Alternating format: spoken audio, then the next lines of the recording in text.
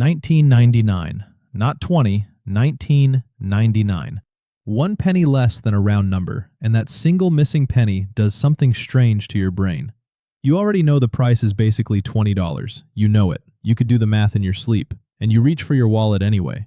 That little .99 isn't an accident, and it isn't the store being shy about charging you around 20. It's a trick. One of the oldest, cheapest, most reliable tricks in retail, and it's been run on you thousands of times, in every shop you've ever walked into. Today I'm going to show you exactly how it works. 3 moves, 1 experiment with a rigged carnival wheel, and the strange reason your brain simply can't say no. And fair warning, once you see it, you can't unsee it. Let's start with the trick itself. Why does 1 missing penny beat a whole dollar? It comes down to how you read. You read left to right, and you're fast about it. So when your eye hits 1999, your brain grabs the first digit, the 19, and files the whole thing under teens, not 20. $20 files under 20, a bigger, rounder, heavier number. The gap in your head is way bigger than the single cent that's actually there. Psychologists call it the left digit effect, and it is not a small thing. Here's the proof.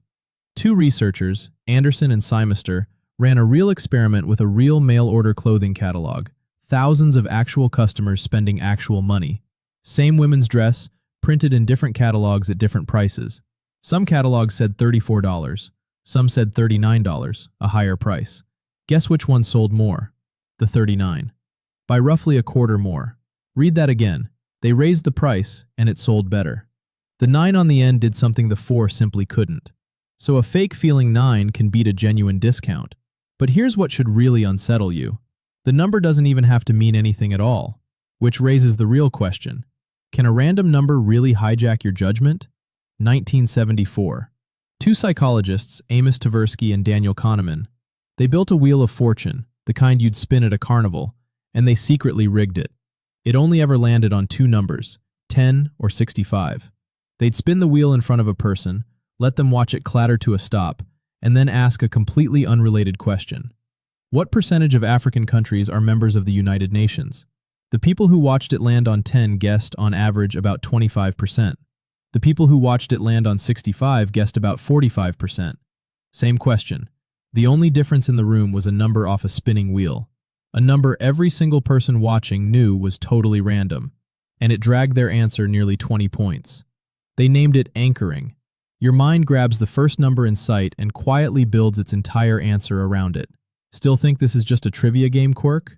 Another team, Ariely, Loewenstein and Prelec, sat MIT students down and had them write the last 2 digits of their social security number, pure noise, at the top of a page. Then they auctioned off real things: wine, chocolates, a cordless keyboard. The students whose digits happened to be high bid up to 3 times more than the students whose digits were low, for the exact same bottle of wine. A random number, and suddenly real money on the line. And here's the truly sneaky part.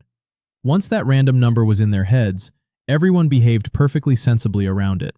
They still paid more for the good wine than the cheap wine, more for the nice keyboard than the plain one. The starting point was pure garbage, but everything built on top of it looked completely rational. That's what makes anchoring so hard to catch. It doesn't feel like being tricked. It feels like doing the math.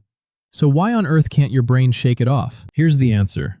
Why can't you just ignore a number you know is meaningless? Because your brain is lazy in one very specific, very human way. Faced with a hard question, what is this actually worth? It does not build the answer up from scratch. That's slow, that's effortful, and your brain hates effort. So instead it grabs whatever number is already sitting nearby and just adjusts from there. A little up, a little down, until the answer feels about right.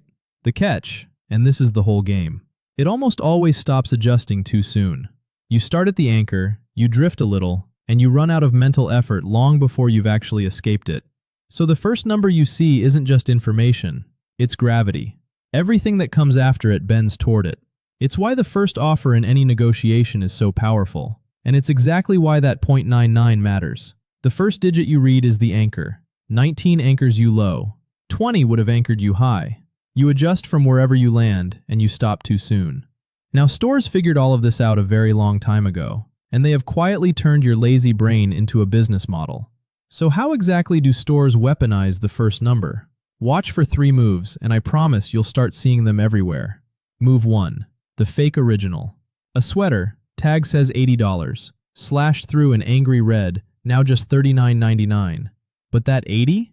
It might be a number the item never once actually sold for. Doesn't matter. It's the anchor now. And next to 80, 40 bucks feels like a rescue instead of a price. You're not comparing it to what it's worth. You're comparing it to the 80 they carefully handed you first. Move 2.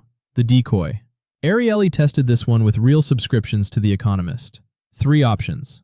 Web only, $59. Print only, $125. And print and web together, also $125. Nobody in their right mind picks print only, so why is it even there? Because it makes the bundle look like a gift. With that useless option on the page, 84% of people grab the bundle, quietly take it away, and most people flip straight back to the cheap web plan. One pointless choice, added for the sole purpose of steering you. Move 3. The first number on the menu.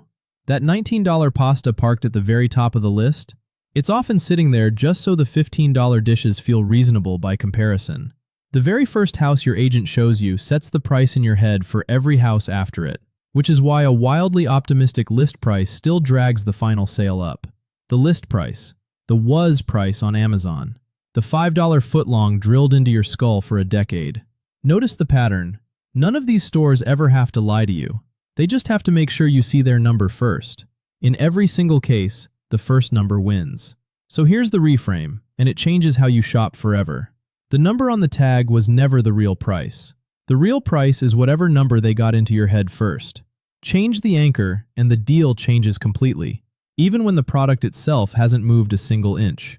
So the next time you feel that little pull toward a 0.99, or a slashed red price, or the glowing best value bundle, just pause. Ask yourself one question. What's the first number they wanted me to see? And what would this thing be worth to me if I had never seen it? You won't get it right every time. The pull is automatic. It happens before you can think. But naming the trick is what steals its power. And that tiny pause right there is the entire magic trick exposed. So now I have to ask you, now that you've seen the trick, does knowing actually protect you, or will you still feel the tug of $19.99 tomorrow, penny and all?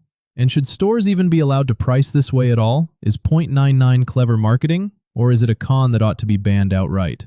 Tell me exactly where you land in the comments below. And if you want to see how we ended up with prices and money in the first place, go back to the very beginning. People survived for thousands of years without a single dollar to their name. How did that even work? Click to watch this video right here.